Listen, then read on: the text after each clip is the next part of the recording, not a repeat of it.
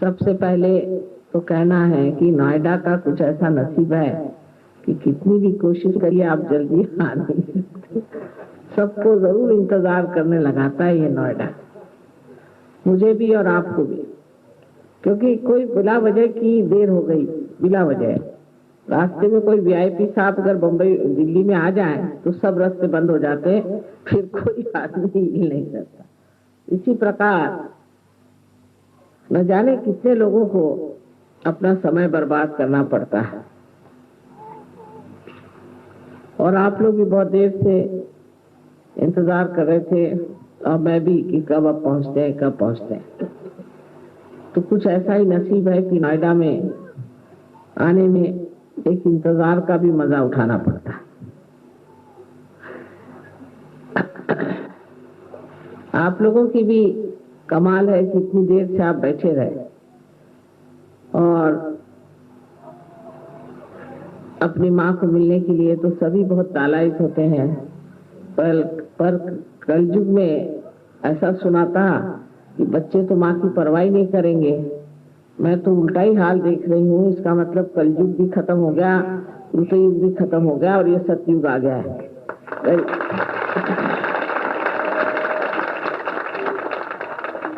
जब ये कृतयुग में परम चैतन्य जो है वो कार्यान्वित होता है। ये तो आप जानते हैं कि परम चैतन्य का कार्य शुरू हो गया। अगर परम चैतन्य कार्य न कर दें तो हम इतने लोगों को पार नहीं कर सकते। उनके कार्यान्वित होने में इतनी मदद मिली है कि हजारों लोग भी अगर प्रोग्राम में आ जाएं तो वो आत्मदर्शन को प्राप्त करते हैं। हालांकि हमारे अंदर जो कुंडलिनी है ये अनेक जन्मों से इस दिन का इंतजार कर रही है कि जब अपने आत्म साक्षात्कार को आप प्राप्त होंगे। कुंडलिनी जो है वो हमारी शुद्ध इच्छा है। जैसे कि हर एक इच्छा मनुष्य की पूरी हो जाती है पर उसकी इच्छा खत्म नहीं होती, तो ये शुद्ध इच्छा है।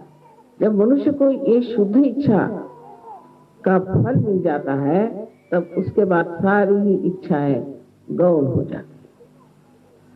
इसके बारे में हम जानते नहीं। बहुतों ने तो कुंडलिनी का नाम भी नहीं सुना। बहुत सोचते हैं कि मैं कुंडली देखती हूँ, जो शादी के वक्त देखी जाती है। इतना हमारे यहाँ अज्ञान है इस शास्त्र का। ये शास्त्र गुपित शास्त्र था एक जमाने में, लेकिन उसके बाद कितने तो भी लोगों ने इस पर बड़ा व्याख्यान किया है।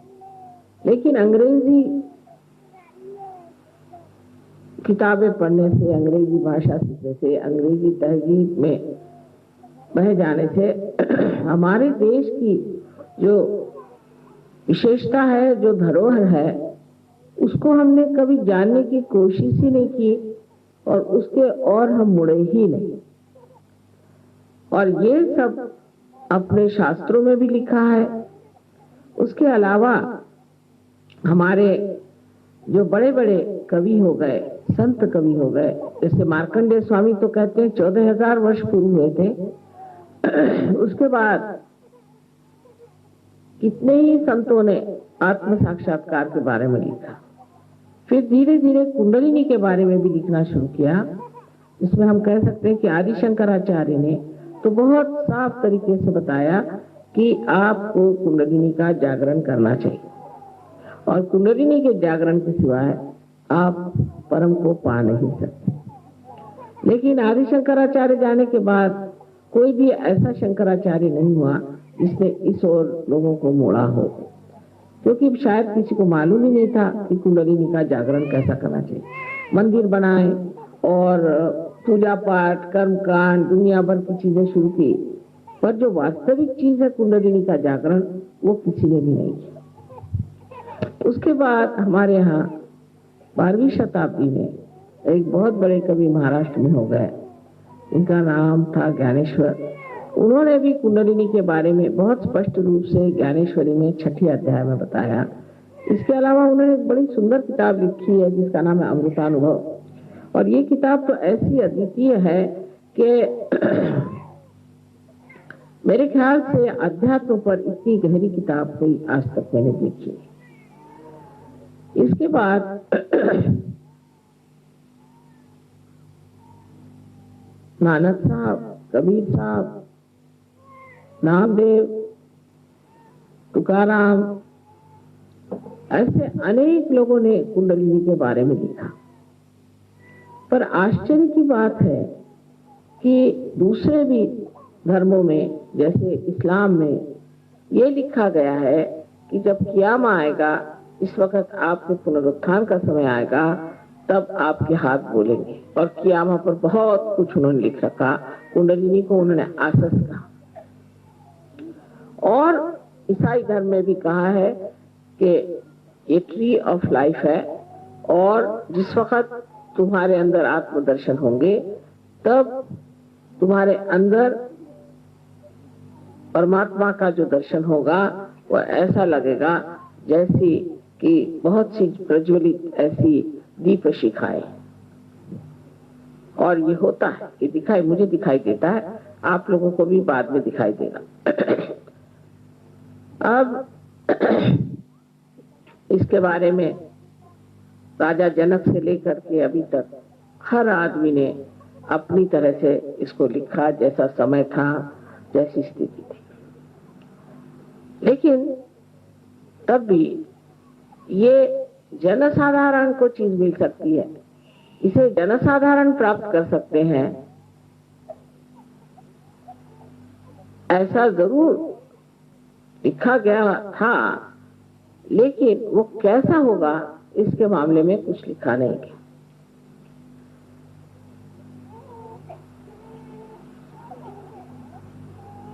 ज्ञानेश्वर जी ने एक बहुत सुंदर कविता लिखी है, उसका नाम है पसायदान।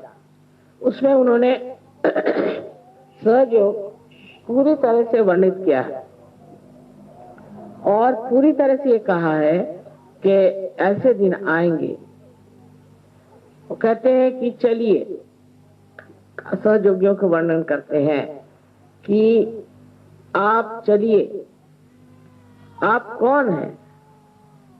आप जंगल की जंगल हैं कल्पतरु के। कल्पतरु तो आप सब लोग जानते हैं। कल्पतरु के आप जंगल की जंगल है, आप लोग चलिए। और फिर वो कहते हैं कि आप लोग, माने सहयोगी लोग, अमृत के भरे हुए ऐसे महासागर हो जो कि बोलते हैं। चंद्रमा जैसी आपकी शक्ल, जिसपे कोई लांछन न हो, और सूर्य जैसे आप दैदीप्यमान, लेकिन आप में ताप न हो, ऐसे आप सहयोगी चलिए, चल के ये पसायदान, ये अमृतदान सबको दीजिए। पर उस पर भी इंग्लैंड में एक कवि हो गया, ऐसे तो अनेक कवियों ने लिखा, पर एक कवि लुइस करके हुआ है, उससे तो साफ साफ सहयोग का प्रोसेशन किस तरह से होगा, उसका जुलूस किस तरह से निकला जाएगा, यानी हमारा भी वर्णन उसमें वो 100 साल पुराना करते हैं।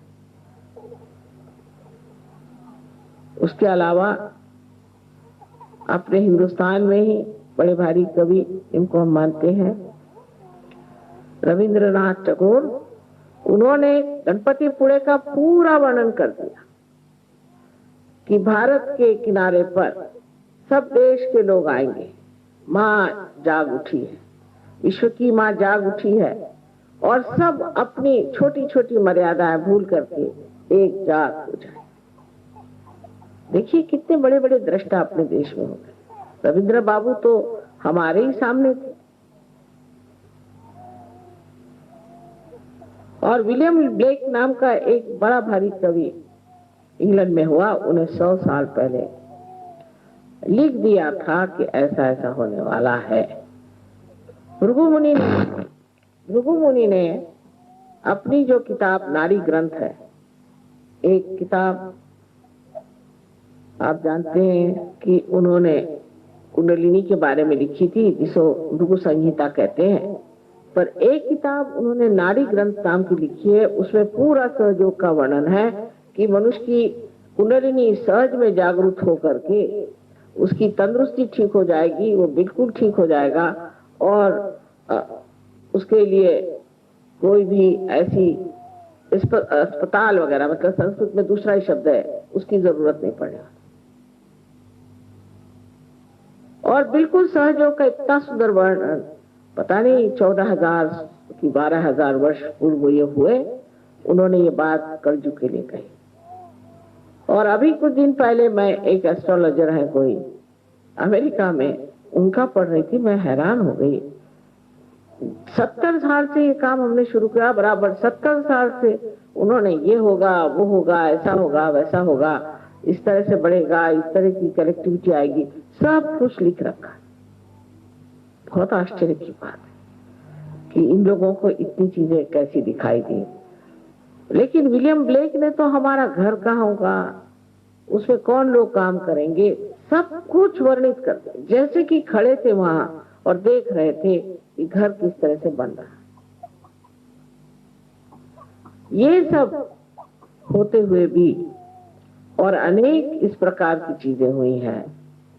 आप लोगों को कभी मौका होगा तो आप देखिएगा कि ऐसे फोटो आए हैं कि जहां हमारे हृदय पे ही सूर्य है, हमारे हाथ पे सूर्य है, पांव पे चांद है, पीछे में चांद सूरज है, तरह तरह के प्रकाश सर से निकल रहे हैं और चारों तरफ प्रकाश है। कहीं हम बैठे हुए हैं तो उसकी जगह सिर्फ चैतन्य ही चैतन्य।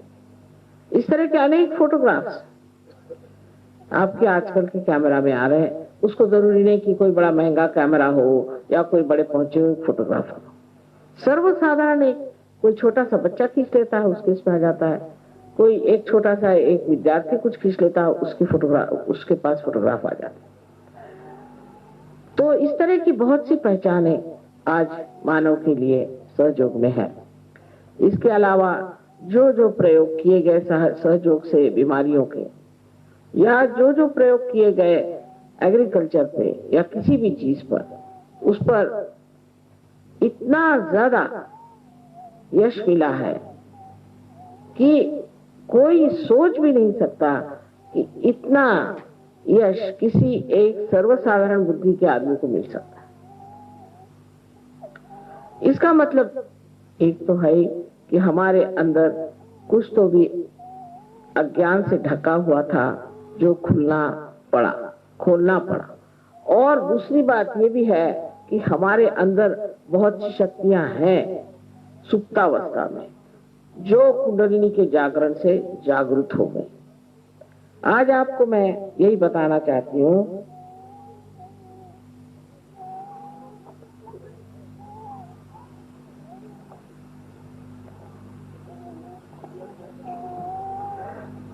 कि कुंडलिनी के जागरण से क्या क्या बातें हो जाती। पूरा तो बता नहीं पाऊंगी, उसके लिए तो एक ग्रंथ लिखना होगा, पर आपको थोड़ा थोड़ा समझा दें। कुंडलिनी के जागरण से सर्वप्रथम हमारी तंदुरुस्ती ठीक हो जाती है, हमें स्वास्थ्य मिल जाता है। कैसी भी बीमारी हो, मनुष्य स्वास्थ्यपूर्ण होता है, पर उसे ध्यान करना पड़ता है, उसे बार बार अपनी कुंडलिनी को सहस्त्रार से ब्रह्मरंध्र का छेदन करवाना पड़ता है। उस तरफ थोड़ी सी मेहनत करनी पड़ती है। अगर उसने थोड़ी सी मेहनत की तो वो उस स्थिति को प्राप्त होता है जिसे हम निर्विकल्प समाधि कहते हैं। पहले वो निर्विचार होता है, उसे कोई विचार नहीं आता। इसका मतलब ये नहीं कि विचार नहीं कर सकता, पर जब भी चाहे वो विचार कर सकता है और जब भी चाहे वो विचार नहीं करता। यानी जो हर समय पागल जैसे हम विचार करते ही रहते हैं, एक क्षण भी नहीं रुकते, वो सारे ही विचार हमारे ऊपर जो मंडराते रहते हैं, वो हट करके एक स्वच्छ आकाश सा हमारा हृदय और हमारा मस्तिष्क हो जाता है हल्का। फिर जब चाहे तब हम विचार कर सकते हैं, जब न चाहे नहीं करते। और निर्विचार में शांत अपनी शांति में खड़े रहते। अब बहुत से लोगों को मानसिक व्यथा है, बहुत से लोग आते हैं उनको डिप्रेशन हो गया। मैं तो कल ही कह रही थी कि आप इंप्रेशन सब पे मारते हो इसलिए फिर डिप्रेशन भी हो जाता है, क्योंकि आपका इंप्रेशन लोग मानते नहीं तो फिर आप पे डिप्रेशन आ जाता है। तो आप इंप्रेशन ही क्यों लोगों पर मारते? पर कुछ कुछ लोगों को डिप्रेशन और भी किसी वजह से आता है। उसकी वजह क्या है? कौन बच्चा रो रहा है? जरा बाहर हो जाओ। उसकी वजह क्या? अब इधर चित्त रखे, चित्त देखिए एकदम खट से उधर जाता है आप लोगों का। इधर देखिए, आप इधर देखिए। पहले ही बच्चे को ले जाना चाहिए था। अगर बच्चा रो रहा है तो कोई तकलीफ है बच्चे को।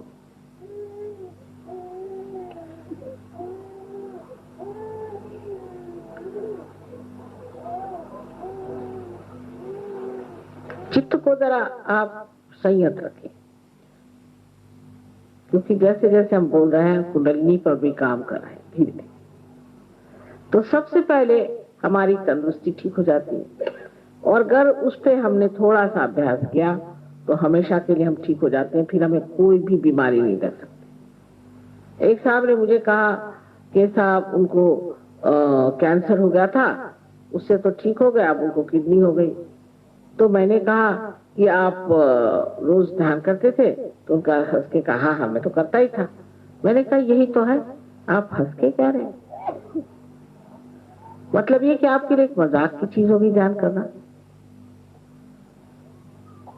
आप एक चीज, एक जिम्मेदारी की चीज समझ करके आप करते नहीं थे, अगर करते होते तो कभी भी किडनी की शिकायत नहीं होती। और बहुत से लोग जिनको बताया गया था कि आप 1 साल में ही मर जाएंगे, 1 महीने में ही मर जाएंगे, वो अच्छे भले घूम रहे, उनको कुछ नहीं हुआ।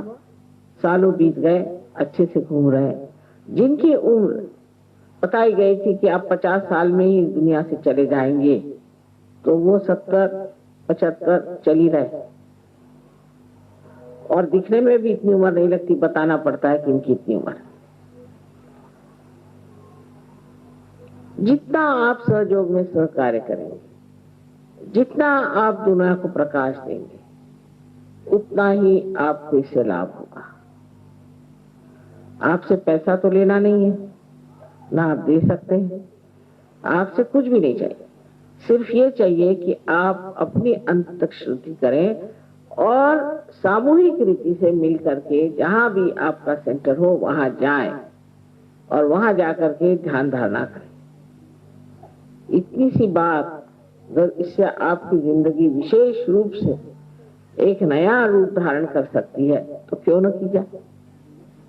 डॉक्टर नहीं चाहिए, दवाइयां नहीं चाहिए, कुछ नहीं चाहिए, आराम से आप रह सकते। एक खर्चा तो यही बचेगा। दूसरा खर्चा ऐसा बचा है कि जैसे मैंने कहा किसी को मानसिक क्लेश है। अब अगर किसी स्त्री में मानसिक क्लेश है या पुरुष में मानसिक क्लेश है, या उसे कोई आदतें, शराब पीना है, जुगार खेलना है, पता नहीं क्या क्या आदतें होती दुनिया भर की, सिगरेट, पान, तंबाकू, ये वो दुनिया भर की चीज जिसमें कि हम पैसा खर्चा करके अपना नुकसान करते हैं।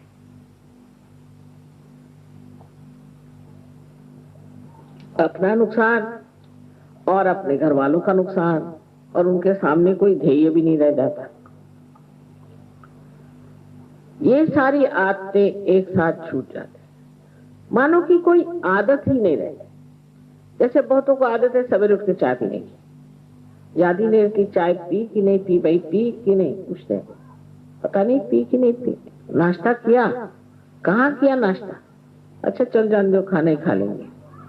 फिर खाना खाते वक्त भी याद नहीं रहा खाना खाना है, तो 2 दिन ऐसे बीत जाते, पता नहीं चलता खाना खाया कि नहीं खाया और नाश्ता किया कि नहीं। अब ये कि हमें इस चीज का शौक है, हमें ये चीज अच्छी लगती।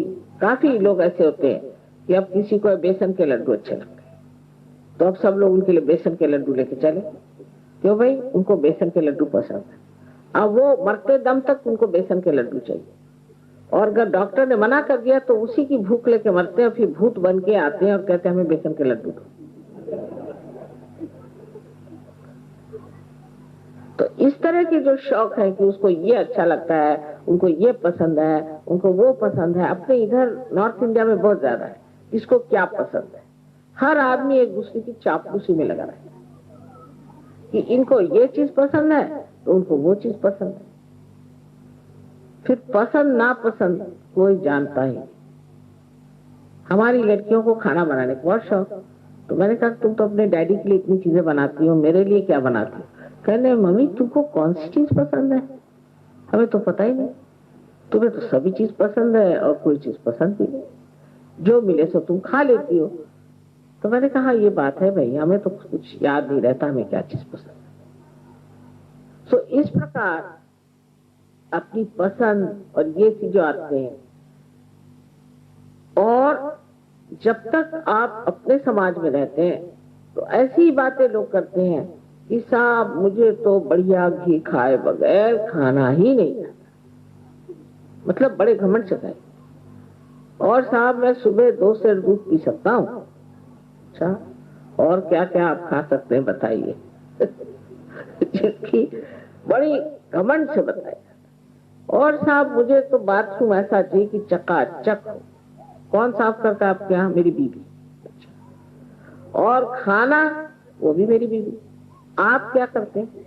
जी नहीं, मैं नौकरी करता हूँ सुबह शाम तक, और सिर्फ सिगरेट पीता हूँ, कभी शराब पीता हूँ और कभी इधर उधर जरा चला जाता हूँ, बस।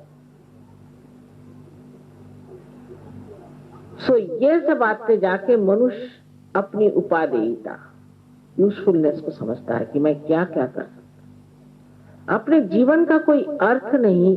इसी तरह से हमारे यहाँ आदमी और औरत जीते हैं। अगर आप पार होने के बाद उन्हें देखें, लगता है कि पागल है क्या, इनके जीवन का कोई अर्थ है कि नहीं है। ये ज्यादा आपको विदेश में देखा जाए। किसी आप लेक में चले जाइए, कोई बोट होगी, उसमें खड़े हैं घंटों। मैंने कहा कर क्या रहे? कह ले ये बोट पे बैलेंस करें। अरे मैंने कहा भाई कुछ उनको काम धंधा और नहीं कहने लगे कि ये मजा उठा रहे। इसमें क्या मजा उठा रहे, बेवकूफ जैसे खड़े हुए बोट को ऐसे पकड़े, और घंटों। ऐसे तो कोई मछली नहीं कर सकती, कोई जानवर नहीं कर सकता, ये आदमी है कि क्या है जो कि घंटों अपने। एक साहब मुझे जाना है, कल जरूर लंदन जाना है, मेरे किसी का टिकट मिलना चाहिए, वो मेरे हस्बैंड के पीछे पड़े, मुझे किसी से बुकिंग कराइए, 3 बार फोन। तो मैंने कहा भाई साहब ऐसी जल्दी क्या? अरे साहब मुझे वहां एक बॉल अटेंड करने का है, डांसिंग, उसके लिए मारो धाड़ करेगा, उसमें 4 घंटे जाके नाचेंगे और पांव दुखा के शराब पी के आके पस्त हो जाए। लेकिन वो सोचते हैं कि हमारा जीवन जो है इसी में बहुत विशेष है। और इस तरह से जीवन को इतना हम बर्बाद करते हैं, बात बात में। कहिए हमारे हिंदुस्तान में लोग इतने फैशनेबल भी नहीं। वहां तो 1 कांटा, 1 चम्मच, 1 छुरी इतना नहीं रहता, 5 चम्मच इधर, 5 छुरियां उधर, 2-3 चम्मच उधर। अब आपको समझ नहीं आता कि क्या क्या खाने का है। इतनी सी चीज खाने के लिए 2 चम्मच लगाइए, कांटे लगाइए, फिर दूसरा दीजिए, फिर तीसरा दीजिए। अभी सीधे सीधे एक थाली लगाओ और खाओ। उससे अच्छा ये है कि केले का पत्ता रखो और खाना खाओ। सरल बात है, उठाया केले का पत्ता फेंक दिया, काम खत्म। लेकिन नहीं, इतना उसमें समय बर्बाद करेंगे, और जैसे ही उनके घर आप जाइए तो फौरन बताना शुरू करेंगे कि ये प्लेट फलानी जगह की है, ये रॉयल डाल्टन की है, ये अमका है तमका है। और अगर आपके घर आएंगे तो आपकी प्लेट उठा के देखेंगे कि उसके पीछे क्या लिखा। आप क्या वो दुकान खाने वाले? उसमें कौन सी कंपनी का बना हुआ ये देखेंगे कि ये बढ़िया कंपनी का बना है कि। ऐसी चीजों की गुलामी इंसान करता है कि कुछ पूछे नहीं। और उसमें इतनी ज्यादा शोबाजी और आपस में इतनी खींचातानी कंपटीशन की कुछ पूछे नहीं। इस तरह से मनुष्य अपना जीवन इतना बर्बाद कर देता है। आदमी लोगों का तो क्या कहने, वो तो आपसी रस्सी खींच में ही मारे जाते हैं। अरे भाई वो आदमी कैसे हायर हो गया, वो कैसे लोअर हो गया, उसका कैसा बड़ा हो गया, उसका कैसे छोटा हो गया। रात दिन उनको यही फिक्र लग रही कि मैं नौकरी में बढ़ कैसे जाऊं। लेकिन इतना भी बढ़ता गया, समाधान तो मैंने देखा नहीं। वो जब तक कब्र में नहीं जाता है एक टांग उधर और एक टांग इधर, तब तक वो सोचता है मेरा प्रमोशन हो जाना चाहिए। अब लास्ट प्रमोशन हो रहा है, लेकिन तो भी वही सोचता कि मेरा प्रमोशन करो। और औरतों को दूसरी चीज से फुर्सत नहीं। औरतों को यह है कि उसने ऐसे बाल बनाए तो मैं क्यों ना बनाऊं, उसने ऐसे जेवर बनाए तो मैं क्यों ना बनाऊं, उसका ऐसा है तो वैसे क्यों ना करूं। कभी मैंने ये नहीं देखा कि आपस में ये तुलना हो कि वो इतना भला मानुष है, इतना भला है, मैं क्यों ना भला हो। ऐसे मैंने किसी को नहीं सुना, आज तक नहीं सुना। सहयोग में है, सहयोग में है। सहयोग से बाहर कोई आदमी औरत ऐसा नहीं कहती कि वो इतनी अच्छी औरत है, इतनी भली औरत है, इतनी दाता है, इतनी मेहरबान है, मैं भी कुछ ऐसा हो जाऊं, मैं भी ऐसे कुछ करूं। ऐसी इच्छा मैंने किसी को करके देखा। और इस तरह से हम अपनी जिंदगी का अर्थ क्या निकालते हैं, उसका कोई मतलब ही नहीं लगता। इस जिंदगी को चार चांद लगते हैं जब आप पार हो जाते हैं, क्योंकि आपके अंदर से शक्ति बहने लग गई। हाथ उठाइए, कुंडलिनी को उठा सकते हैं, दूसरों को आप पार करा सकते हैं, जीवन तक क्रिया आप कर सकते हैं, लोगों को इतना दान दे सकते हैं, और उसके लिए पैसा नहीं, कौड़ी नहीं, कुछ नहीं, आपके हाथ के इशारे पर कुंडलिनी चले। न जाने कितने लोगों को आप ठीक कर सकते हैं। एक आदमी न जाने क्या से क्या कर सकता है, अगर बस वो सोच ले कि अब हम तो हो गए योगी पूरी तरह, और इस बात को अपने जीवन में पूरी तरह से उतारे और ठान ले कि हम तो योगी हैं और हमारी जात ही अलग हो, हमारा धर्म ही बिगड़ गया, हम तो दूसरे ही धर्म में आ गए। जब वो इस बात को ठान लेता है तो एक आदमी काफी है, सारे हिंदुस्तान को नचा सकता है। अगर मैं ही सब काम कर सकती थी तो मुझे क्या जरूरत थी इतने सहयोगियों को इकट्ठे करने की, दर बदर ठोकरे खाने की, हर जगह दौड़ दौड़ कर जाने की। काम तो आपसे होने वाला है। जैसे कि बिजली का स्रोत कहीं है, लेकिन यहाँ पर तो आपको दीप ही जलाने पड़ते हैं। वो स्रोत यहाँ लाने से फायदा क्या, उससे क्या लाइट होने वाली? ऐसे ही दीप चारों तरफ जलाने पड़ेंगे, तभी प्रकाश ठीक से होगा। इसी प्रकार आप लोग भी उसी एक स्रोत से प्रकाश पाने वाले दीपक है, और दीपक को चाहिए कि आप प्रकाश दें। उसके बाद भी आप रो रहे हैं कि मुझे ये चाहिए, मुझे वो चाहिए। अरे अब हो गया, अब दो। अब देने का काम, पहले लेते रहे, अब देना सीखो, और अपने गौरव को और अपने शक्ति को पहचानो कि आपके अंदर कितनी शक्ति है, आप क्या क्या कर सकते हैं। पर अब भी हम देखते हैं बहुत से लोग रोते ही करते हैं, माता जी मेरा ऐसा हुआ, माता जी मेरा वैसा हुआ। मैं कहती हूँ देखिए कैसे हो रहा है। कुछ लोगों की धड़ से इस समुद्र में गिर जाते हैं और भूल जाते हैं, और कुछ लोगों के अभी भी पत्थर जैसे भारी खड़े हुए रो रहे हैं। इसकी एक ही वजह है कि आप अभी तक समझे नहीं सहयोग का मतलब। आपने अपना भी मतलब नहीं जाना, आप समर्थ नहीं, अपने स्व का अर्थ आपने नहीं जाना, इसलिए ऐसी बात हो रही। अच्छा, अब ये तो थोड़ी सी बाहर की बात हुई कि शारीरिक व्यथा ठीक होती है और मानसिक व्यथा ठीक होती है और आप स्वतंत्र हो जाते हैं। स्वतंत्र का दो अर्थ होता है। एक तो ये कि आप किसी भी आदत की गुलामी नहीं करते। आप कहिए तो जमीन पे सो जाए, आप कहिए तो नदी के किनारे सो जाए, आप कहिए तो रात भर जग ले, जो कहिए उसके लिए शरीर हमारा जो ये हमारा गुलाम है, हम इसके गुलाम नहीं। शरीर की गुलामी एकदम छूट जाता है। और जो रात दिन का चलता है कि अरे भाई मेरे तो पैर में दर्द है, मेरे तो सर में दर्द है, वो सारे दर्द अपना बोरिया बिस्तर बांध के कभी रफू चक्कर हो जाते हैं। और आप दूसरों का दर्द दूर करते हैं। अब आपके पास ये शक्ति आ जाती है कि आप दूसरों का दर्द दूर। और स्वतंत्रता का दूसरा एक और अर्थ होता है कि स्व का तंत्र जानना। स्व माने आत्मा, और आत्मा का तंत्र जानना माने उसका मैकेनिज्म जानना, आत्मा का कार्य कैसे चलता है, उससे हम क्या क्या कार्य कर सकते हैं। जब आत्मा हमारे चित्त में आता है तो हमारे चित्त का क्या हाल होता है, ये सब चीज को जानना ही स्वधर्म को जानना है और स्वतंत्र को जानना है। ये भी हो जाता है। आपने तो अपने को जाना ही नहीं। जानने में सबसे बड़ी बात तो आप यही जानिएगा कि आप बहुत शक्तिशाली, उसमें हिचकिचाहट नहीं होनी चाहिए। वाकई में आप, ये तो ऐसा ही हुआ कि किसी को ले जाकर सिंहासन पे बिठाया तो भी वो सोचता है पता नहीं ये क्या चीज है, इस पे बिठा दिया, मैं सिंहासन पे बैठा हूं या नहीं, और बार बार उठ खड़ा हो रहा। अब विराजो, राजने का समय आ गया, इस पे विराजो, आराम से शांत से बैठो। अब किसकी मजाल है जो तुमको छू ले या तुम्हें सताए या परेशान। जो तुम्हें सताएगा वो एक दिन आके तुम्हारे चरणों में गिर के रोएगा और कहेगा बाबा मुझे इस तकलीफ से बचाओ, पता नहीं मैंने तुम्हें क्यों तकलीफ दी। तो इस प्रकार आप परमात्मा के साम्राज्य में चले जाते हैं और परमात्मा के साम्राज्य में जाने पर बड़ा आश्चर्य होता है कि हर चीज जो आप लेना चाहते हैं तो एकदम से मिल जाती है।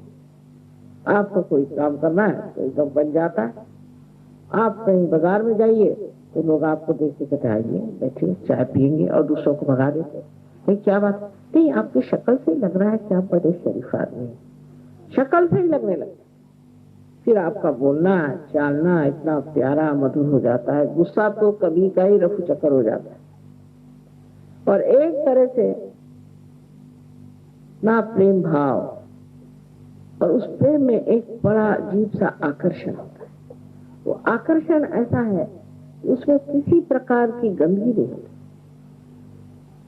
आकर्षित होता है मनुष्य ऐसे आदमी की तरफ और सोचता है कि इस आदमी में कौन सा ऐसा गुण है जिससे मैं इसकी तरफ इतना आकर्षित होता हूं।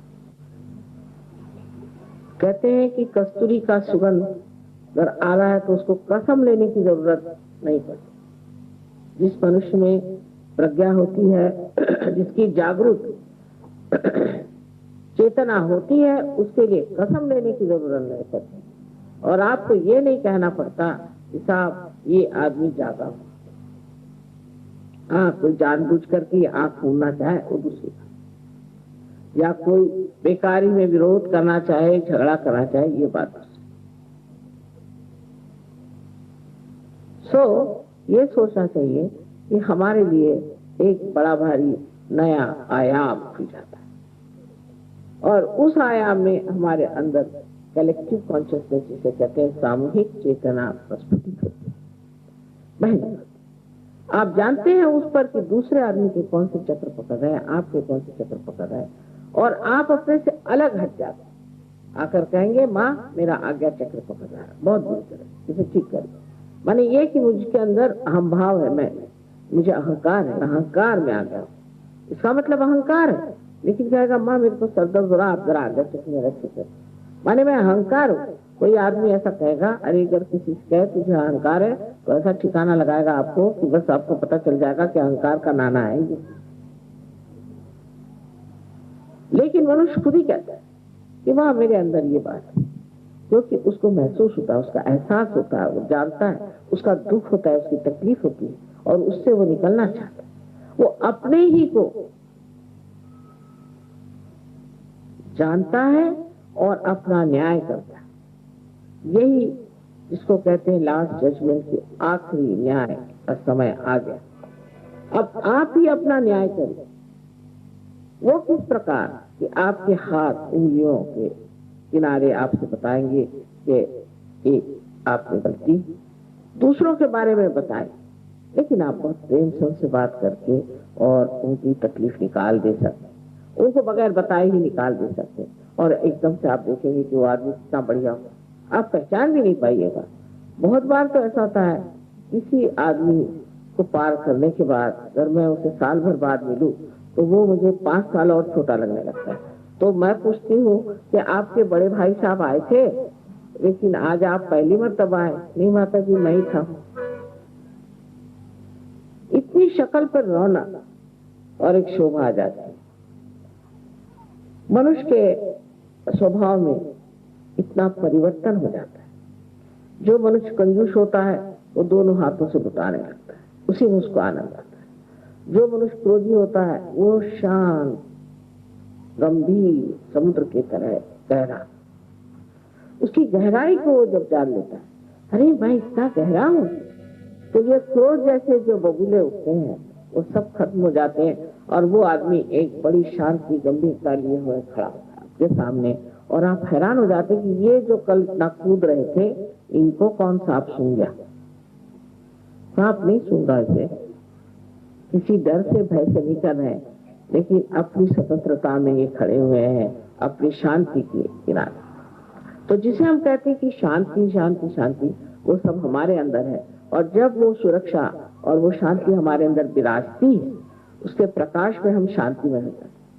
अब आप देखिए दुनिया भर में इतने बड़े बड़े संस्थाएं बनाए कि जिसे कहते हैं फाउंडेशन ऑफ पीस, फलाना ठिकाना, शांति शांति शांति। मन में तो किसी की शांति नहीं, सबको यही विचार कि कैसा किसका गला काटे। और उसको क्या आप शांति बनाएगा जिसके हृदय में शांति नहीं है, वो काय का फाउंडेशन बना रहे हैं बेकार में झूठ मूठ का। तो इस प्रकार मनुष्य जिस छोटी चीजों पे जीता है, जिस छोटे तसल्लियों पे वो अपना आयुष्य बेकार व्यर्थ कर रहा है, वो तसल्लियां असल में असल होती है। एक छोटी सी बात कि आजकल पॉलिटिक्स में झगड़ा कि कम्युनिस्ट कौन है और कैपिटलिस्ट कौन। हम कहेंगे कि हम बड़े भारी कैपिटलिस्ट हैं क्योंकि हमारे पास सारी शक्तियां हैं, इसलिए पास हमारे पास सारी संपत्ति, तो हम सबसे बड़े कैपिटलिस्ट हैं। लेकिन हम सबसे बड़े कम्युनिस्ट भी हैं क्योंकि वो बांटे बगैर मजा ही नहीं आता। जो धन संपत्ति हमारे पास में है और जो हमारे पास में शक्तियां वो बांटे बगैर चैन नहीं आती। तो हमसे बढ़ के कोई कम्युनिस्ट है, हमसे बढ़ के कोई भी कैपिटलिस्ट, ऐसा ही आपका हो जाता है। आपने पाने के बाद आपको लगता है कि किसे बांटे, किसे दें, ये पेड़ को दें, किसको दें, कि उसको दें, कि किससे कहें, कैसे बताएं, और दिल खोल के आप बताते। और ऐसी ताकत अंदर से आ जाती है कि मुझे स्वयं आश्चर्य होता है, इस प्रकाश में देखो कैसे चमचमा है। एक हमारे यहाँ मछली पकड़ने वाली जात होती है, उसे कोली कहते हैं। उससे एक गृहस्थ है, वो बैंक में नौकरी तो करते हैं पर जात के कोली है और धंधा उनका यही है। तो उनके बारे में बता रहे थे कि एक दिन वो होड़ी अपनी नाव लेकर के दूसरे बीच में जा रहे थे और एकदम से घमसान ऊपर से बादल छा गया और उसमें से बिजलियां कड़कने लगी और ऐसा लगा कि अब ये जा नहीं सकते, इतना बड़ा तूफान। तो बताया लोगों ने कि खड़े हो गए और कहा, हे देखो तुम बादल बादल सब हट जाओ, मैं माँ के काम से जा रहा हूँ, खबरदार मेरे काम में रुकावट डाले। और वो गए, उन्होंने पूरा काम किया, वहां जाकर के सबसे बातचीत की, सबको रियलाइजेशन दिया, सब कुछ करके घर पे आए। 6 बजे की बात, आकर के जब 11 बजे खाना आना खा के सोए तो 12 बजे बरसात शुरू कर, आप ठीक है बरसो। ये शक्तियां आपके अंदर आ सकती है, लेकिन सबसे जो बड़ी शक्ति आपके अंदर आती है वो प्रेम। प्रेम की शक्ति इतनी आह्लाददायी, इतनी आह्लाददायी कि आप नहीं जाते, आंखों से आंसू बरसते हैं और ऐसा लगता है कि इस प्रेम के सागर की कितने तो भी है, तुषार है जो आंखों से बह रहे, छोटी छोटी से बूंद उसके इतना उमड़ता है हृदय में और इतना शांत कर देता है जीवन। और एक अजीब सी अनोखी सी अनुभूति इस प्यार की, ऐसा सुंदर और मनोरम जीवन बना देता है कि फिर कोई दूसरा आराम अच्छा ही नहीं लगता। बस यही कि प्यार ही का आराम हो, प्यार ही का देना हो और प्यार ही का खाना हो, और कोई भी चीज उसमें अच्छी नहीं। आज तक हमने कभी प्यार की शक्ति को तो इस्तेमाल नहीं किया, सिर्फ द्वेष की शक्ति को इस्तेमाल किया। अब आप प्यार की शक्ति को इस्तेमाल कर सकते हैं। बहुत से लोग ऐसा सोच रहे होंगे कि माता जी सब बातें कर रही हैं, ये कौन सी दुनिया कर रही है। इसी दुनिया यहीं पर, इसी जगह, इस नोएडा में ही ये स्वर्ग खड़ा होने वाला है। और हो गया, जिनका हो गया वो आप देख सकते हैं। और आप सब मिलकर के ये सुवर्ण युग आने वाला है, और इस सुवर्ण युग के आप अधिकारी होंगे और उसमें आप मौज से रहें। जो कुछ संक्षिप्त में बताना सो मैंने बता दिया, किंतु इसका कितना भी वर्णन किया जाए वो कम है, क्योंकि किसी भी चीज की ओर आप देखते हैं इतना सुंदर यहाँ इन्होंने फूलों का ये मेरे प्यार में बनाया। अब मैं देखती हूँ तो मैं सोचती नहीं, मुझे सोच नहीं आता, निर्विचार देख रही, देखना मात्र बनता है। और जिन्होंने जिस प्यार से बनाया, मानो वो सारा प्यार ही आनंद बन के मेरे ऊपर से फूलों जैसा बाहर चला गया, और कुछ सोचना ही किया, और उसी की अनुभूति ले रही हूँ।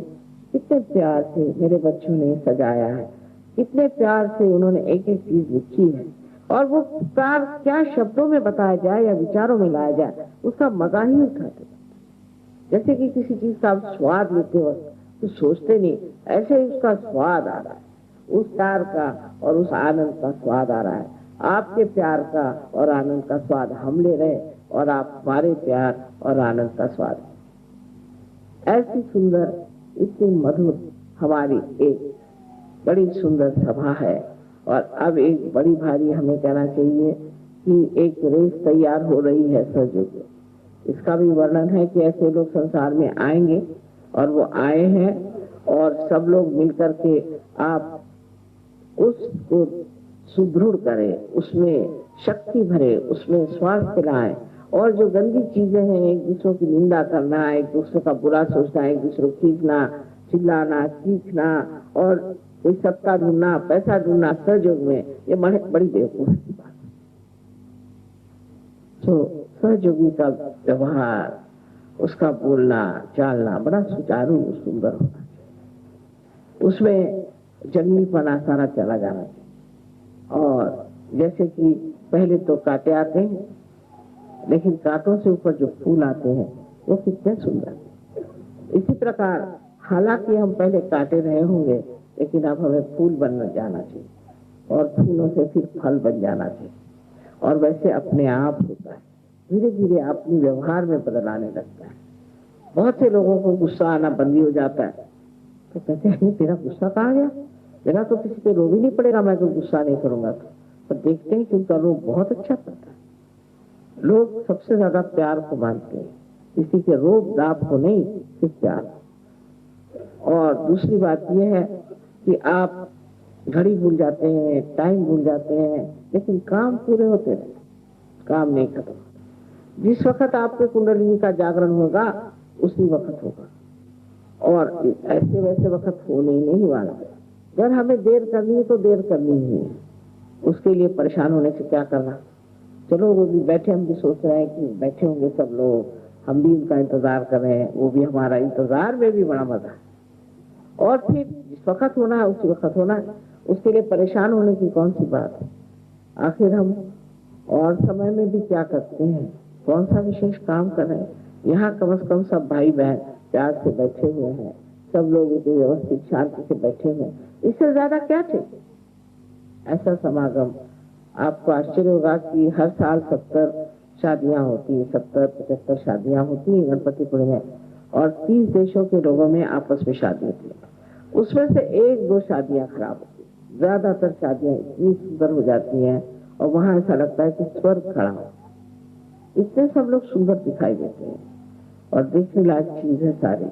आप लोग सब लोग गणपतिपुर आइए, वहाँ जैसा भी बन पड़ेगा हम लोग वहाँ इंतजाम करेंगे, और जैसा भी रहना पड़े वहाँ मंडप वगैरह डाल देंगे। आराम से रहिए और सुख से रहें।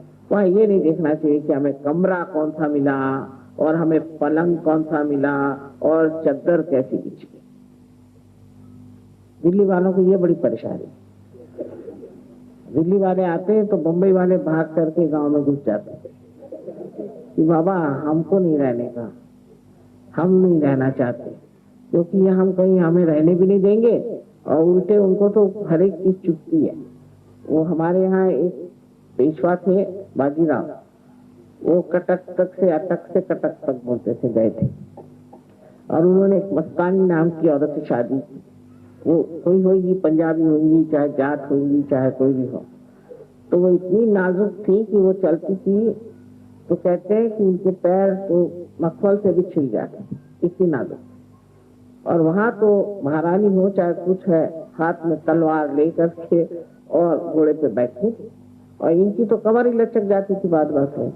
तो वो सब महारानियां देखती थी आकर करके कि ये कौन सी चीज है। तो एक जैसा कोई म्यूजियम में पक्षी रखा हो उस प्रकार उनका वर्णन है कि वो कहती थी मैं जब पान खाती हूँ तो पान की लाली भी मेरे अंदर से दिखाई देगी, और ऐसी नजाकत की नमूनी की कुछ पूछे। तो वो सोचते थे ये भगवान ने कोई ऐसी अजीब चीज बनाई होगी कि इस तरह की बेचारी के प्रति बहुत सहानुभूति उनके थे कि क्या करे, बेचारी का शरीर ही ऐसा है, इसकी तो कमर ही लचक जाती, इसको क्या करे बेचारे को। उनको बड़ी दया लगती थी। मराठी औरतें तो बड़ी, आप जानते मराठनों को एक से एक होती हैं। अगर आदमी अगर युद्ध से लौट आए तो उसकी गर्दन काट के रख देंगे, और नहीं तो ठीक है। अगर कोई भी आपने डरपोक पना किया कि फिर मराठी औरत भूत हो जाती। तो ये चीजें जो थी कि मेरा लड़का वहां गया और मेरा पति वहां गया, ये सब हमने कभी सुना नहीं। ये तो हम इधर आके सुनते हैं, अरे मेरा बच्चा इंग्लैंड चला गया, अरे मेरा बच्चा। वहाँ ये सब किसी को मालूम नहीं। इंग्लैंड जाना ही पड़ेगा, वहां पढ़ना पड़ेगा, देश का नाम बढ़ाना पड़ेगा, यही हम सब झांसी की रानियां। और उसी तरह से जीवन एक आदर्श रूप बनता रहा। पर अब पता नहीं, अब कुछ वहाँ सिंधी लोग आ गए हैं, पंजाबी भी आ गए हैं, तो अब थोड़ी वहां पे कमरे टूटने लग गए। तो ये सब चीज छूट जाती, एक वीरता, एक शूरता, एक तरह का मार्दव जिसे कहते हैं, माने जो चीज हो कहते वक्त या करते वक्त एक तरह की सुचारूपता आ जाता है। पर अगर जरूरत पड़े तो झांसी की रानी बन सकते हैं, और जरूरत पड़े तो घर गृहस्थी की गृह लक्ष्मी भी बन सकते हैं। पुरुषों के लिए भी औरतों का मान करना, स्त्रियों का मान करना और ठीक से उनसे रखना, बच्चों का मान करना। तो जैसे कि यहाँ इधर मैंने देखा है, और एक जो बातें बतानी चाहिए कि आदमी लोगों को अपनी लड़की से बहुत प्यार, लेकिन अपने बीवी से आश्चर्य की बात है। किसी से बताओ तो महाराष्ट्र के लोग विश्वास ही नहीं करेंगे कि अपने बीवी से नहीं, लड़की से ही ज्यादा प्यार है। वो बिटिया को क्या हुआ, बिटिया को ये दो, बिटिया को वो दो। ये पता नहीं किस चीज का असर है, तो पर्दे का है कि घूंघट का है कि पता नहीं किस चीज का असर है। अब ये चीज नहीं रह जाती। इसका जो है, इसका जो धर्म है वो निभाता है। पति है तो पति धर्म है, बाप है तो बाप का धर्म है, लड़का है तो उसके लिए पिता का धर्म है। सबका धर्म पूरी तरह से संतुलित तरीके से चलता है। ये नहीं कि मेरा बेटा, फिर उसकी बहू आई तो उसको मार मार के निकाल। अब वो भाई तुमसे कोई शादी करी उसने, उसकी बहू आई है, उसको रहने दो। ये सब चीजों का संतुलन आ जाता है, और महाराष्ट्र लोगों की जो गंदगी है वो भी निकल जाती है, जो कि बड़े अक्खड़ होते हैं। उनको किसी से ठीक से बात करना तो आती नहीं कभी। जैसे किसी दुकानदार के यहाँ आप जाइए, मराठी को पूछें क्या चाहिए आपको, हमको चंदेरी की साड़ी चाहिए। कौन से रंग की चाहिए? भाई गुलाबी रंग की। नहीं हमारे पास, भागो। कोई भी, कोई उसके पास में सिंधी बैठा होगा, नहीं तो पंजाबी को बैठा होगा, तो कहेगा आओ जी, बहन जी, माता जी, पिताजी, सब करके आपको अंदर बुलाएगा, ढोल पीट पीट के। फिर उसके बाद में अच्छे से बिठाएगा, फिर उसके बाद चाय देगा, कुछ लीजिए, ये करिए, वो लीजिए। चंदेरी की साड़ी उसने कभी जिंदगी में देखी भी नहीं, पर आपको 4-5 साड़ियां टिकाए बगैर आपको निकलने नहीं देती। तो मराठी लोगों में ये बड़े दोष है, इनको बिल्कुल बिजनेस की अकल नहीं है, बस फड़ाफड़ बोल देंगे कि साहब ये नहीं वो नहीं। तो ये चीजें आप लोगों से सीखनी है, और उनसे भी आपको बहुत कुछ सीखना है। तो शराफत, बातचीत का ढंग, इसमें एक तरह की खूबसूरती आ जाती। ये तो हमने आपको बाहर का व्यवहार बताया, पर अंदर का अपने प्रति जो व्यवहार होता है कि मनुष्य को अपने प्रति आत्मा विभाना चाहिए। कोई अगर आपको रुपया दे रहा है, आप किसलिए आपको ये रुपया दे रहे हैं? क्यों साहब? कोई किसी से उधार नहीं लेता, कोई किसी का रुपया नहीं मांगेगा। कोई किसी की बीबी की और नजर पूरी नहीं करे, उसकी आंखें सच हो, आंखों में सच्चता है, पवित्रता है, ना कोई औरत की नजर खराब होगी ना कोई आदमी की नजर खराब होगी, आपस में एक इतना शुद्ध रिश्ता बन जाएगा।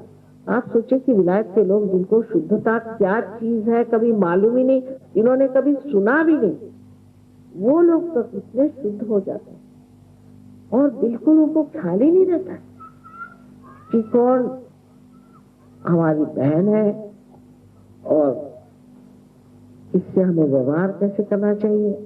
वहां तो राखी का तो त्योहार बड़े से मनाते हैं, राखी माई राखी सिस्टर, वो कौन भाई तुम्हारी राखी सिस्टर, फलानी मेरी राखी सिस्टर, इतना वो उसे समझते हैं। और हमारा देश इन्हीं सब चीजों के सहारे जिया है। आपको पता होना चाहिए, अलेक्जेंडर का किस्सा है कि जब अलेक्जेंडर ने यहाँ चढ़ाई की तो पंजाब में उसको एक राजा ने हरा दिया।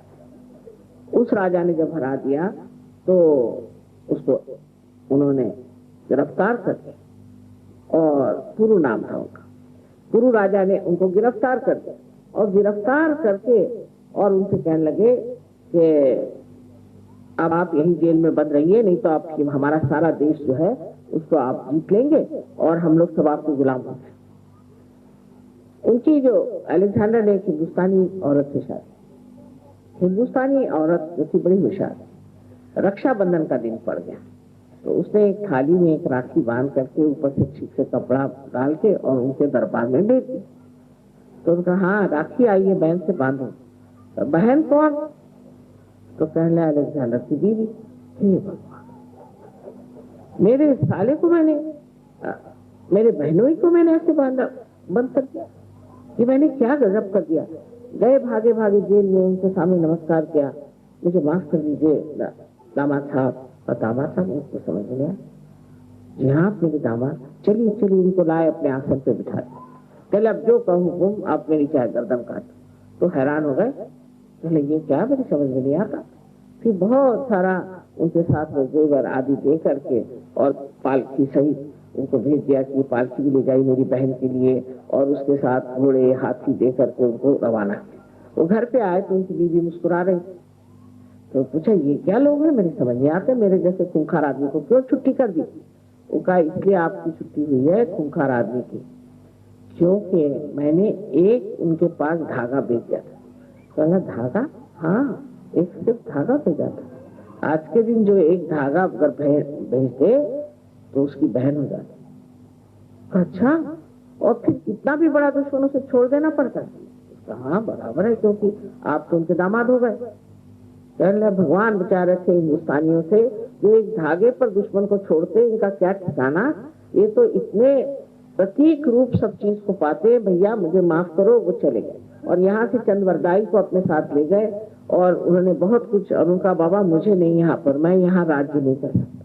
ये ऐसे वो चीज अब छूट गई है, काफी कम हो गई, क्योंकि हमारे अंदर हमारी संवेदना कम हो गई। हम समझते नहीं है कि हमारी संस्कृति में कितनी छोटी छोटी चीजें हैं, इतनी सुंदर, इतनी प्यारी, उसको हमने अपनाया नहीं। और हम अब ऐसे रास्ते पर चल पड़े हैं जिस पर बहुत से देश गड्ढे में गिर गए। तो हमें तो उस अनंत को प्राप्त करना है और सहयोग में उसी अनंत की प्राप्ति होती है। और जब उस अनंत की प्राप्ति होती तो आप उसी में रममान हो जाते हैं और आपको आश्चर्य होता है कि ऐसी एक गवर्नमेंट में आप आ गए हैं कि गवर्नमेंट के जितने गवर्नमेंट सर्वेंट्स हैं वो आप ही के सेवा में लगे हैं। यहाँ के जैसे नहीं, जैसे इधर के अपने गवर्नमेंट सर्वेंट होते हैं उसी की उन्हीं की आपको नौकरी करनी पड़ती, लेकिन वो गवर्नमेंट सर्वेंट्स ऐसे होते हैं कि वो आप ही की सेवा में सुबह से शाम तक लगे रहते हैं। जो आपको चाहिए, आपको जो जरूरत होगी वो मिले। तो इस प्रकार हमारा एक तो जीवन अत्यंत सौंदर्यमय हो जाता है और सब तरह का अंधकार हमसे हटता जाता है और हम फिर एक नए आयाम में समझते हैं। अब ये सब मैंने आपसे कहा, इतनी बातें होती हैं, ये सब मनुष्य प्राप्त करता है, ये सामूहिकता आ जाती है, सारे देशों में दोस्ती हो जाती है, और जो धर्म की और जाति पाति डावरी शावरी इस तरह की जितनी गंदी चीजें सब खत्म हो जाती है, क्योंकि मनुष्य विशाल हो जाता है। तो इस विशालता में उतरने के लिए आपको ये जानना चाहिए कि पहले अपनी आत्मा की विशालता को प्राप्त करें, उसका प्रकाश अपने चित्त में लाएं। कल मैंने, आप लोग आए होंगे वहां, तो बताया था कि आत्मा क्या होता है और आत्मा का स्वरूप सच्चिदानंद क्या होता है। पर आज मेरे ख्याल से जो मैंने आपसे बताया वो यही बात कि सहयोग में आने से क्या क्या लाभ होते हैं। अब अगर आप चाहें तो मुझे थोड़े प्रश्न आप पूछ लें, जो भी आप चाहें, और उसके बाद हम लोग एक 10 मिनट के लिए ध्यान करें।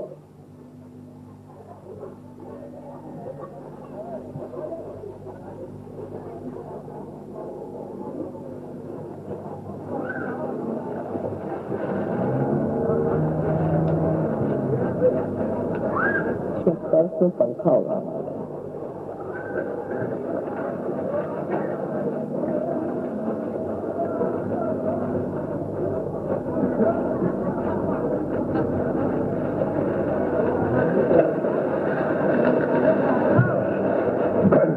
शिवाजी जी, एक सहयोगी का प्रश्न है कि I am practicing Sahaja Yoga for the past 19 months. My problem is I do not get full flow of vibrations on my hand.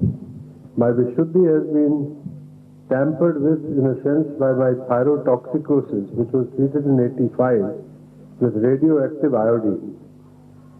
Srimati ji, please suggest any specific remedy. अब मैं अगर बताऊं इसका इलाज तो आप लोग नाराज तो नहीं होंगे। इसका इलाज है कान में उंगली ये डाल करके और रोज 16 मर्तबा अल्लाह अकबर कहना। अकबर माने विराट, और इस विराट की बात मोहम्मद साहब ने की थी, जो श्री कृष्ण की बात। ईसा मसीह भी हमेशा ये 2 उंगलियां दिखाते हैं। इसमें से ये उंगली जो है ये विशुद्धि चक्र की है, जो कि कृष्ण की है, और ये उंगली जो है ये लक्ष्मी नारायण की। ये मेरे फादर है। राधा जी का जो पुत्र हुआ था, जिसे हम महाविष्णु कहते हैं, वही ईसा मसीह।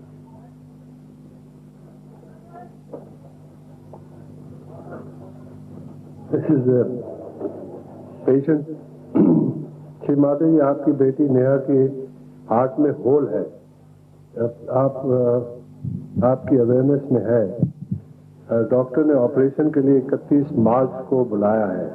मेरा पूरा विश्वास तो ये है कि आप इस ऑपरेशन के लिए ले जाना नहीं पड़ेगा, आपकी कृपा से। हाँ, आप ध्यान करें, और डॉक्टर साहब यहाँ पर हैं, 2-3 डॉक्टर लोग हैं, तो आपको जिस तरह से बताएं वैसे आप रोज करें, पर उसको समझ के करें, एक मजाक खेल की तरह से नहीं, क्योंकि ये पूजा है, आप अपनी पूजा करें। माता जी, प्रश्न है कि क्या इस योग की क्रिया करते समय मंत्र का जाप नहीं करना चाहिए? नहीं, बिल्कुल भी नहीं। पैरों की नस क्यों एक दूसरे पर चढ़ती है? अब आपकी एक की चढ़ती होगी, सबकी थोड़ी ना। श्री माता जी, किसी समय हमारी संस्कृति के का विश्व में वर्चस्व था और ये देश जगत गुरु था। आज वह दिखता नहीं। ये समय फिर कब आएगा और कैसे? आ ही गया, आ ही गया। आप जरा आंखें खोलिए तो आप हैरान हो जाइएगा। जब ये फॉरेन से लोग आते हैं ना, तो आपकी मातृभूमि के जैसे एयरपोर्ट पे उतरते हैं तो इसकी धूल उठाकर अपने सर पे रखते हैं। श्रीमाता जी, क्वेश्चन आर्थराइटिस पे है। क्या आपने मैंने आपके 10 और 12 तारीख के लेक्चर सुने, परंतु मेरे दाहिने पैर के घुटने में आर्थराइटिस की दर्द है, तो मैं नीचे बैठ नहीं पाता। शायद इसलिए मुझे अभ्यास करते समय कुछ भी आभास नहीं होता। मैं क्या करूं? अब लेफ्ट साइड का ये जो घुटना है, ये आपकी लेफ्ट नाभि पर दर्शन देता है, ये घुटना, और ये राइट नाभि। अब लेफ्ट नाभि तब पकड़ती है कि जब आपकी गृह लक्ष्मी की स्थिति ठीक हो। अगर आपकी बीमार हो तभी पत्नी या आप अपनी पत्नी से ठीक बर्ताव नहीं करते, या आपकी पत्नी दुखी है, या आपकी पत्नी बहुत जल्लाद है जिससे आप दुख पा रहे हैं, माने लक्ष्मी, गृह लक्ष्मी जो है उसका सुख आप अगर नहीं पा रहे हैं और उसे उसका सुख नहीं दे रहे हैं, तब ये चक्र चलता है। तो अब इसको आप ठीक कर लीजिए, सब मामला ठीक हो जाएगा। श्री माता जी, एक प्रश्न है कि सफेद दाग ल्यूकोडर्मा के बारे में, इस कैसे ठीक करा जाए? वो लीवर से होता है। पहले तो ये कि पोस्टमैन का तेल बिल्कुल नहीं खाना चाहिए। हमने देखा है जो लोग पोस्टमैन का तेल, कितने लोग पोस्टमैन का तेल खाते हैं, आप हाथ ऊपर करिए।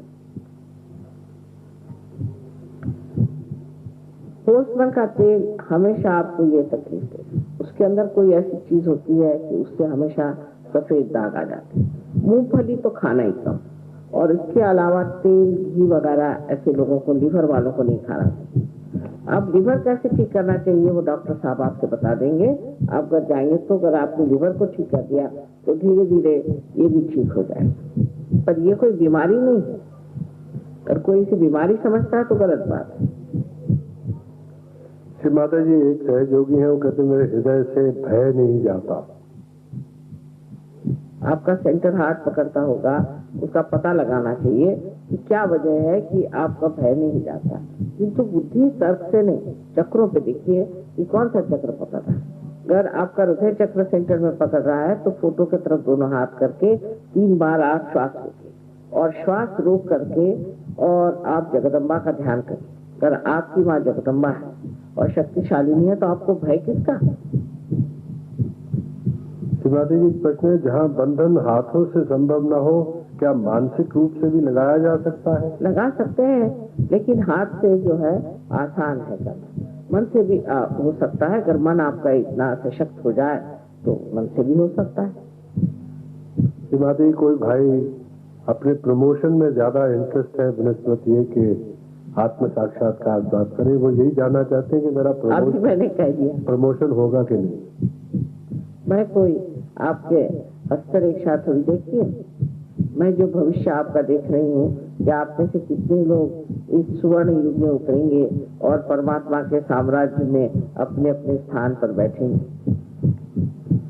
शिवादा जी, क्या मनुष्य वास्तविक रूप में किसी को क्षमा प्रदान कर पाता है? बिल्कुल ही करता है। वो करता क्या? क्षमा नहीं करना और करना, वो करता क्या? कितना भ्रम है। मैं उसे क्षमा नहीं करता, माने क्या करते हैं आप? क्षमा नहीं करते माने क्या करते हैं? अपना ही सरकार है। मैं उसको क्षमा नहीं करता, बार बार उसे याद करते हैं, वो ऐसा खराब आदमी, उसे ऐसा ठीक करूंगा, वो होगा, ये होगा। करते तो कुछ नहीं। अगर ऐसा ही है तो 2-4 थप्पड़ मारिए तो क्षमा हो जाएगी। करना धरना तो कुछ नहीं होता सिवाय अपने को जलाने के। एक और प्रश्न है, क्या इंसान की सभी इच्छाएं उसकी कुंडलिनी जागृत होने के बाद पूर्ण हो सकती हैं? इच्छाएं गौण हो जाती है। माता जी, इन्होंने कुंडलिनी को कुंडली बताया हुआ है। नहीं, कुंडलिनी जब जागृत हो जाती है तो बाकी तो जो इच्छाएं हैं वो गौण हो जाती है। तो फिर आप आनंद में आ गए। हर चीज आप आनंद के लिए करते हैं। हर आदमी आनंद ही खोजता है। जब वो पैसा खोजता है, कुछ चीज खोजता है, जब कुछ भी होता है तो वो आनंद को खोजता है। पर जिस वक्त उसकी कुंडलिनी जागृत हो जाती है तो इतना समाधानी हो जाता है कि उसको मन करता है मैं किसको क्या दूं, मैं किससे अपना प्यार जताऊं, मैं किसके लिए क्या करूं। उसका तरीका बदल जाता है। इसलिए वो दूसरों की इच्छाओं को देखता है, अपनी नहीं। तुम्हारे एक प्रश्न किसी का है कि क्या अभिप्राय में क्या धनी आदमी ही सर पार हो सकते हैं या कि गरीब जनता को क्यों नहीं उपदेश देती? मतलब है कि गांवों में क्यों नहीं प्रोग्राम किया जाता? अरे साहब, अब ये तो नोएडा गांव था, अब शहर बना दिया आपने। मैं तो गांव में ही जाती हूँ। ये इस तरह की बात करना बदतमीजी है। जो हमें करना, हम जानते हैं क्या करना है। अगर आपको ऐसा शौक है तो आप जाइए गाँव में। मैं तो गांव में ही रहती हूँ। ज्यादातर गांव के लोग सियाने होते। इस तरह के सवाल गांव के लोग कभी नहीं करेंगे। ये शहरी दिमाग है।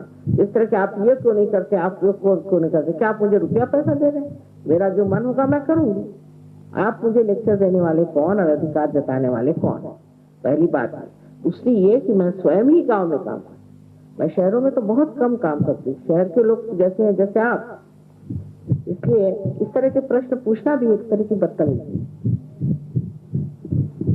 शिवाजी जी, एक ने प्रश्न का आप कौन है? अब आपको मैं दिखाई नहीं दे,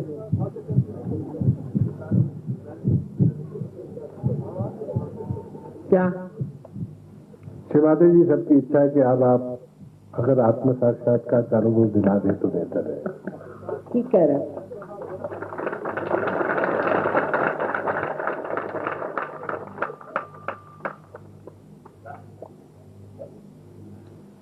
कुछ पर्सनल सवाल है, वो आप केंद्र पे आके और उसको आप उसका समाधान ले सकते हैं। धन्यवाद। ये तो प्रश्न इसलिए बेटा हम करते हैं कि बहुत से लोगों की ऐसी आदत होती है कि जिस वक्त में ध्यान में उनको बिठाएं उसी वक्त उनके अंदर एकदम कूद पड़ती थी, अरे मैंने ये पूछा नहीं। इसलिए हम सोचते हैं जरा थोड़े ठंडे हो जाए सबके दिमाग तो अच्छा है, पर वो कभी कभी इतना लंबा मामला चलता है हनुमान जी की 2 ये खत्म ही नहीं होता।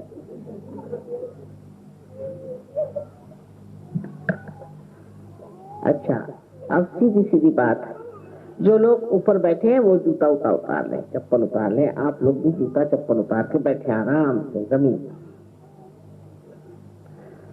और सब लोगों को सहयोग करना चाहिए। जो लोग नहीं करना चाहते उनको बाहर चला जाना चाहिए। दूसरों को देखने के लिए यहाँ आपको नहीं आना चाहिए। अब अपने को आप देखिए, सब लोग बैठ जाए, किसी को जगह नहीं है ऐसी तो बात नहीं, वहां तक आप बैठ सकते हैं। ये तो चारों तरफ फैला हुआ है, आप कहीं भी बैठे आप इसे प्राप्त कर सकते हैं। आप सब लोग बैठ जाएं, बहुत जरूरी है कि सब लोग बैठ जाएं।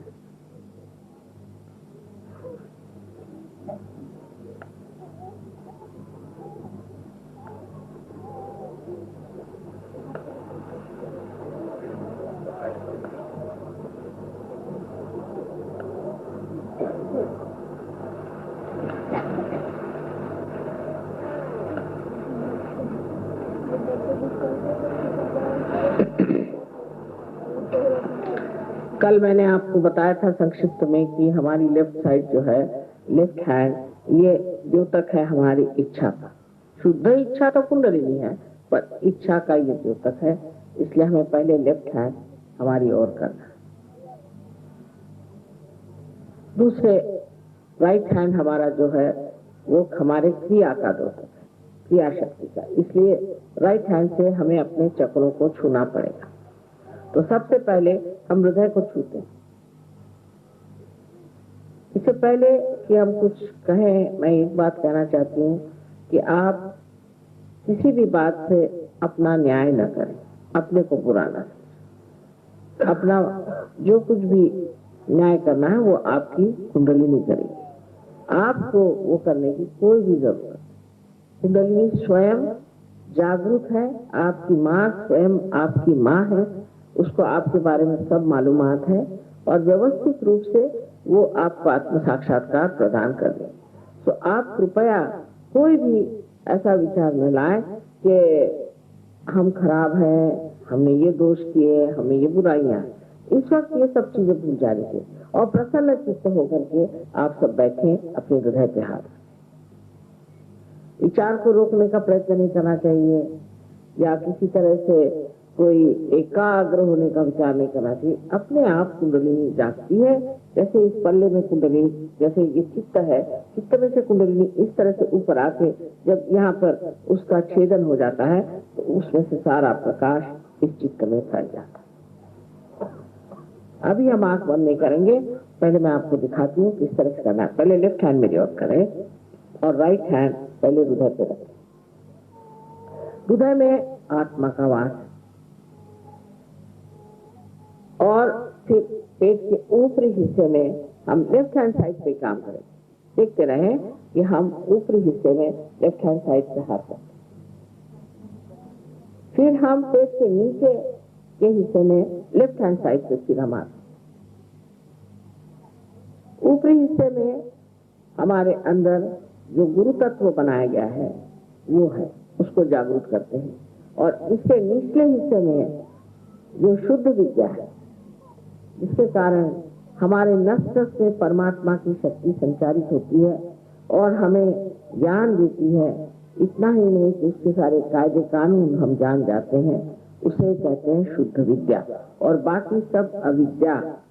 सूरदास ने कहा था कि सूरदास की सभी अविद्या दूर करो नंदलाल। सूरसागर लिखने के बाद उन्होंने कह दिया कि अब सारी अविद्या जितनी मैंने की है वो छोड़ के अब आप मेरी अविद्या दूर करो। तो ये शुद्ध विद्या। अब इसके ऊपर फिर आप अपना हाथ ऊपर में उठाए, पेट के ऊपरी हिस्से को। इनको जाना है, पहले जाना चाहिए, ध्यान के समय उठ करके सबको इस वक्त में डिस्टर्ब नहीं करना चाहिए। ऊपरी हिस्से में आप पेट के हाथ, अब फिर लेफ्ट हैंड साइड पर हार्ट पर आप अपना हाथ, यहाँ आपका आपकी आत्मा है। अब यही हाथ देखिए कि अपना कंधा और गर्दन इसके बीच इस कोण पे रखें, और गर्दन को राइट साइड में खूब जोर से मोड़ दें। तो राजी आप भी करिए, आपको फोटो अच्छे हो जाएंगे। हाँ, उधर मुंह करिए। हाँ, अब इसके बाद में सामने से करें, पीछे से करें। सब लेडीज करें कृपया, सब लोग करें। फिर आपको कोई तकलीफ हो जाएगी तो आप कहेंगे माँ हमें तकलीफ हो गई। राइट साइड में अपनी गर्दन करें। उसके बाद में इसी हाथ को अपने माथे पर दोनों तरफ दबा कर रखें, माथे पर दबा कर। लेफ्ट हैंड हमारी ओर रहे, और अब इसी राइट हैंड को गर्दन, सर के पीछे की, सर के गर्दन के नहीं, सर के पिछले हिस्से पर पकड़े और सर को पीछे की ओर छोड़ दें, उसको झेल लें। अच्छा, अब इसके बाद इस हाथ को तानने के बाद इस हाथ के बीचों बीच, इसके बीचों बीच जो स्थान है उसे आप सर झुका करके अपनी जो तालू, जो बचपन में एक बहुत नरम हड्डी थी, उस पर रख के दबा और उसे घुमाएं पीछे की ओर, अपने उंगलियों को खींच लें और उसे घुमाएं, और इसे 7 बार आपको घुमाना है। बस अब आप अपनी आंखें बंद कर लें, चश्मा भी उतार दें, उसकी अब कोई जरूरत नहीं रहेगी क्योंकि आपको आंख नहीं खोलनी।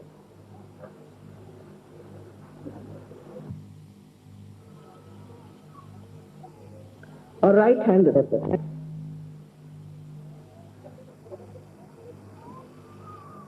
अब हृदय पे हाथ रख करके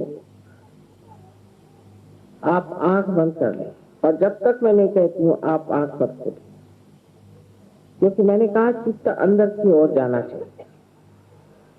हृदय पे हाथ रख करके आप मुझसे एक सवाल पूछें, श्री माता जी क्या मैं आत्मा हूँ? 3 बार ये सवाल पूछे। श्री माता जी क्या मैं आत्मा हूँ? मन में पूछिए, हृदय पे रखें, हृदय पे।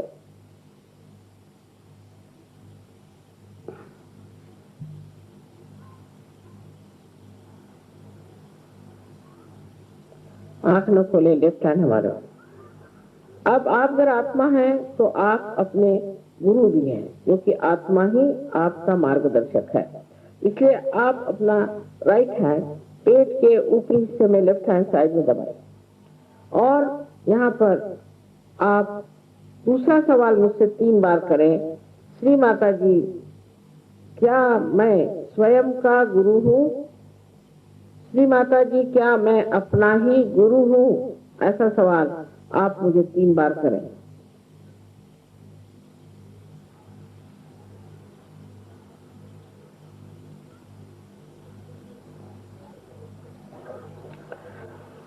अब अपना राइट हैंड आप पेट के निचले हिस्से में रखें, लेफ्ट हैंड साइड पर दबाएं। अब ये शुद्ध विद्या मैं आप पर लाद नहीं सकती, आपकी स्वतंत्रता है, इसलिए आपको कहना होगा कि श्री माता जी मुझे आप कृपया शुद्ध विद्या दीजिए।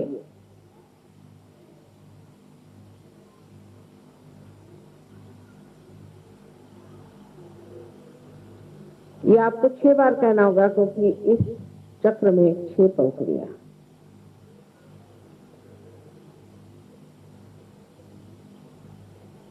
अब राइट हैंड को उठा करके और पेट के ऊपरी हिस्से में आप फिर से रखें। कारण जब आपने शुद्ध विद्या मांगी तो आपकी कुंडलिनी का जागरण हो गया और वो चलने लगी, पर उसके ऊपर का जो चक्र है गुरु तत्व का, उसे खोलना है। इसलिए पूर्ण आत्मविश्वास के साथ आप 10 मरतबा कहें कि श्री माता जी मैं स्वयं का गुरु हूँ, श्री माता जी मैं स्वयं का गुरु हूँ। 10 मरतबा कहें पूर्ण विश्वास के साथ।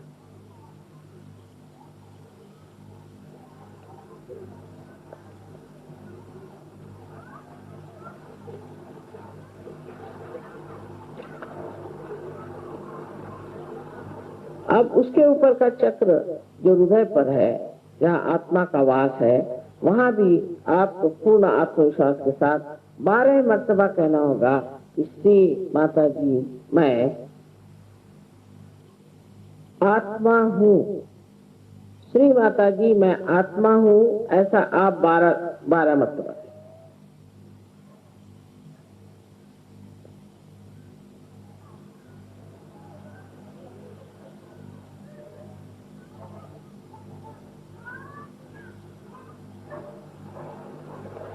अब आपको जानना चाहिए कि जो परम चैतन्य की शक्ति है, ये परमात्मा के प्रेम की शक्ति है, उनकी दया और आनंद की शक्ति है, और वो सागर है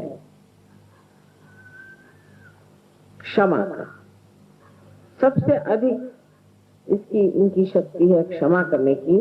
इसलिए आप कोई सी भी ऐसी गलती नहीं कर सकते जो वे क्षमा नहीं कर सकते। इसलिए आप कृपया अपने को क्षमा करें और अपना कंधा और गर्दन के बीच में जो कोण है वहां पर अपना हाथ रख के गर्दन को राइट साइड में मोड़ दें, लेफ्ट हैंड हमारे ओर करके, और आप पूर्ण आत्मविश्वास के साथ 16 मरतबा कहें कि श्री माता जी मैं दोषी नहीं हूँ, यहाँ लीलाधर श्री कृष्ण का स्थान है, इनके लिए सारी सृष्टि लीला है, वहां दोष कहाँ।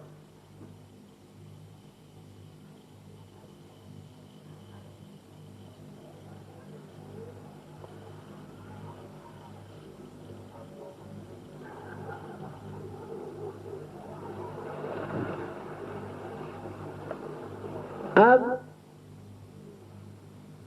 16 मरतबा इसे कहना चाहिए।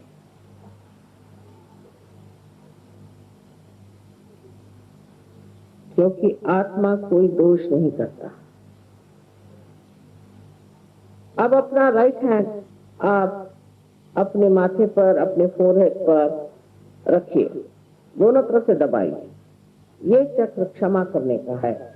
इसलिए आप कृपया पूरे हृदय से कहें, कितने बार की बात नहीं, श्री माता जी मैंने सबको एक साथ क्षमा कर दी।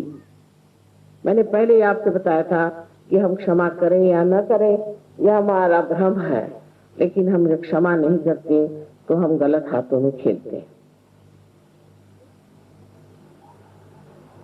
अब यह हाथ सर के पिछले हिस्से में लगा और सर को उस पर झेल कर, और अपनी समाधान के लिए कोई दोष न गिनते हुए, न ही कोई बुराइयां देखते हुए, अपने गौरव के साथ आप अपने समाधान के लिए कहें कि हे परम चैतन्य, हमने अगर कोई गलती की हो तो क्षमा करना।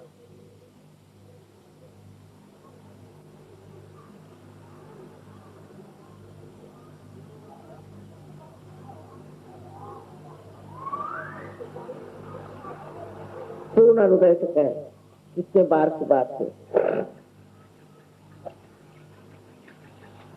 अब इस हाथ को पूरी तरह से खोलें और इसका बराबर हथेली के बीच के हिस्से को सर झुकाकर, काफी झुकाकर, और अपनी तालू पर जहाँ नरम हड्डी थी बचपन में उसे कृपया रखें और उसे दबाएं। उंगलियों के बाहर की ओर कस लें, जिससे दबाव अच्छा जोर से पड़ेगा, और धीरे धीरे 7 मरतबा इसको आप घुमाए, जिससे कि आपके सर की चमड़ी जिसे स्कैल्प कहते हैं वो घुमाए, लेकिन बहुत धीरे धीरे, और वो भी घड़ी के कांटे के जैसे 7 वर्ष। अब मैं ये बताना चाहती हूँ कि यहाँ पर भी मैं आपका मान करती हूँ, आपकी स्वतंत्रता का मान करती हूँ। आप पे जबरदस्ती आत्म साक्षात्कार नहीं डाला जा सकता, इसलिए कृपया आप ये कहें 7 मर्तबा, श्री माता जी मुझे कृपया आप आत्म साक्षात्कार दीजिए, और मैं प्रणव को फूंकती हूँ, इससे आपका ब्रह्मरंध्र खुल जाएगा।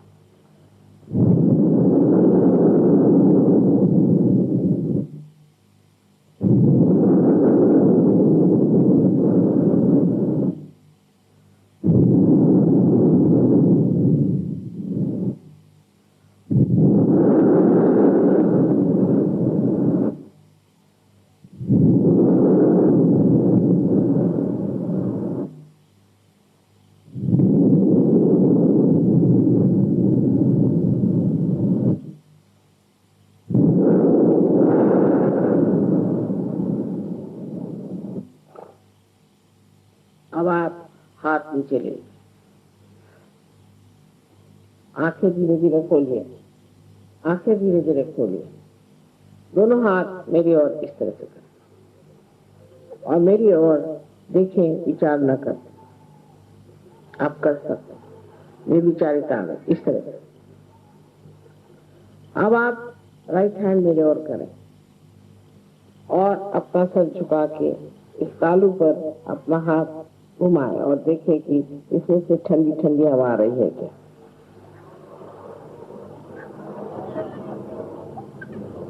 थोड़ी सी गर्म भी आ सकती, कोई हर्ज नहीं, बाद में ठंडी आ जाएगी।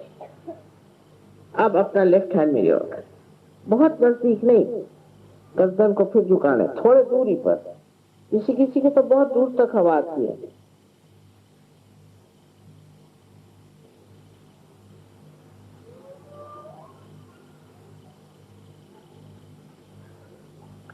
अब राइट हैंड में रख और लेफ्ट हैंड सर पे रख के और फिर देखें कि ठंडी हवा आ रही है कि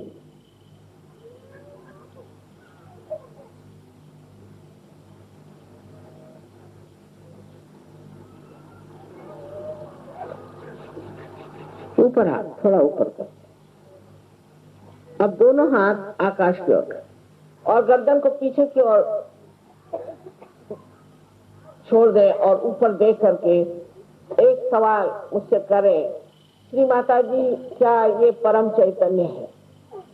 श्री माता जी क्या ये परमात्मा की प्रेम शक्ति है? इसे आप 3 बार दोहराएं।